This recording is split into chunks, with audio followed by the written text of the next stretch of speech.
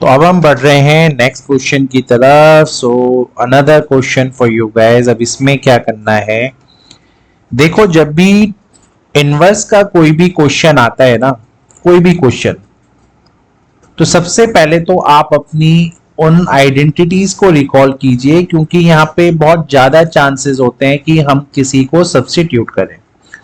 पहला आइडेंटिटी आपके पास ये है, दूसरा आइडेंटिटी आपके पास ये है, ये आपने सब पढ़ा हुआ है ये आइडेंटिटीज। और लास्ट आइडेंटिटीज आपके पास 1 + cot² is equals to cosec², ये आइडेंटिटीज है, ठीक है। अब आप ये देखो कि अगर यहाँ पे 1 + x² लगा हुआ है, तो यानी 1 के साथ यहाँ प्लस अगर लगा हुआ है तो डेफिनेटली अगर आप इसको यहाँ स्विच करेंगे तो यहाँ तो माइनस का साइन हो जाएगा, तो ये आइडेंटिटी लगने का तो कोई चांस ही नहीं है। और 1 + x², 1 + ये दोनों चीजें जो हैं वो मैच कर रही हैं, क्योंकि 1 + x² है तो 1 + tan² भी है। तो उसी लॉजिक से अब आप यहाँ पे सब्स्टिट्यूशन करते हो, तो आप किसी भी एक को, इधर tan और cot किसी भी एक को ले लो यार, कोई फर्क नहीं पड़ता है, x की जगह, ठीक है। तो मैं क्या करता हूं, मैं यहां x की जगह आपका ले लेता हूं tan θ, ठीक है। अब उसको लेने से यहां क्या चेंजेस आते हैं, दैट वी हैव टू सी। तो ये था tan इनवर्स। तो अंडर रूट में अगर आपने 1 + tan² डाला तो क्या चेंजेस आएंगे वो अभी हम देखेंगे। और नीचे जो x है उसकी जगह भी यहाँ पे tan θ आ जाएगा, कोई चैलेंज नहीं है सर। अब 1 + tan² आपको अभी अभी पता चला है, ये तो sec² होता है, और sec² अंडर रूट से बाहर निकल के बन जाएगा sec θ-1 डिवाइडेड बाय tan θ। कोई चैलेंज नहीं है यहां तक भी, ठीक है। अब यहां अगर आपको समझ में नहीं आ रहा है तो कोई प्रॉब्लम नहीं है, आप इसको साइन कॉस में ब्रेक कीजिए।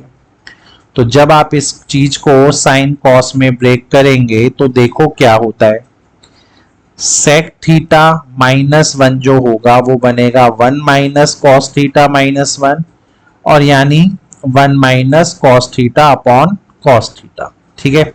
तो sec θ-1 की जगह मैं क्या लिख सकता हूं, 1 - cos θ/cos θ, कोई चैलेंज नहीं है।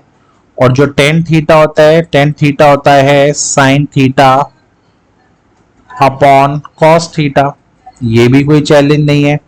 cos θ से cos θ कैंसिल, तो आपके पास एट लास्ट यहाँ क्या बचा, tan इनवर्स 1 - cos θ/sin θ, ठीक है यार।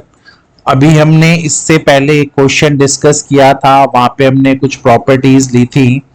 तो यू नो कि अगर sin 2θ का आंसर 2 sin θ cos θ होता है, ये हमें प्रॉपर्टी पता है।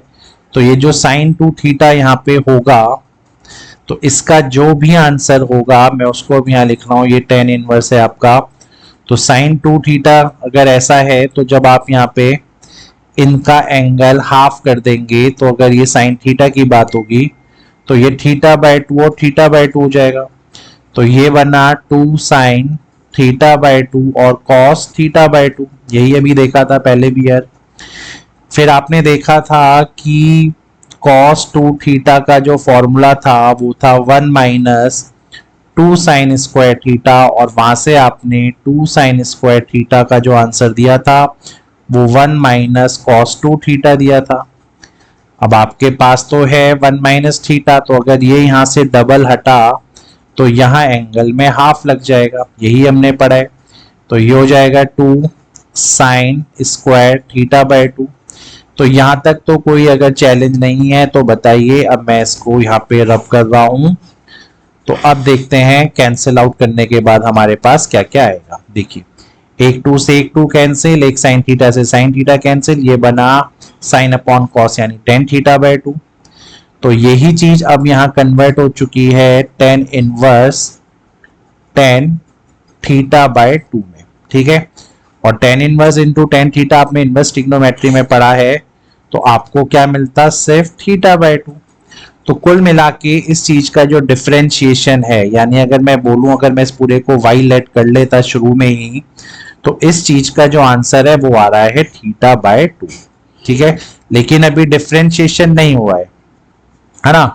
तो जब आप इसमें थीटा की वैल्यू, अब यहां से अब आप देखो, अगर x आपका tan थीटा था तो डेफिनेटली थीटा जो आपका होगा वो यहाँ पे tan इनवर्स x हो जाएगा। तो थीटा की जगह tan इनवर्स x में जब यहाँ डालूंगा तो ये हो जाएगा आपका 1/2 इंटू टेन इनवर्स x। ठीक है, और फाइनली जब आप इसका डिफरेंशिएशन करेंगे dy बाई डी एक्स 1/2 ऐसे ही रहेगा, और टेन इनवर्स का जो डिफरेंशिएशन होता है वो होता है 1/1 प्लस एक्स स्क्वायर।